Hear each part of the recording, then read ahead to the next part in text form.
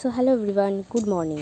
তো অবশেষে আমি আমার দিদাবাড়ি পৌঁছেই গেছি, মানে ছোটো দিদাবাড়ির পথে যাচ্ছি। এটা আমার দিদাবাড়ি গেলে একটু টোটো কাকুরা যেতে চায় না, কি কষ্ট হয়। আর এখানে দেখো আখ গাছগুলো, আমি এর আগে যখন এসেছিলাম তখন ছোট্ট ছোট্ট দেখে গেছিলাম, এখন একটু বড় হয়েছে, সেটারই পরিচর্যা করছে কাকুরা।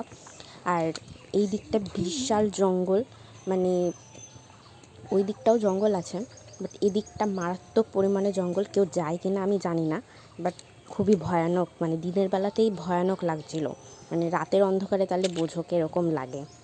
আর হাঁটতে হাঁটতে আমি প্রায় আমার দিদাবাড়ি চলেই এসেছি। ওই যে আমার দিদাবাড়ি, আর এই গাছগুলোর পাতা একদম ন্যাড়া হয়ে গেছে। তো আমার দিদাবাড়ি আর আমার ছোটো দিদাবাড়ি খুব একটা ডিস্টেন্স নয়। আর এই যে দিদাবাড়িতে এসে আমি বসে পড়েছি আমার কাজকর্ম করতে।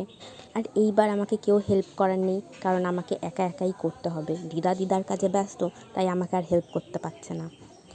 তো চলো আমি কাজকর্ম করি, আর এখনকার মতো টাটা। ভালো লাগলে লাইক কমেন্ট শেয়ার করে দেবে।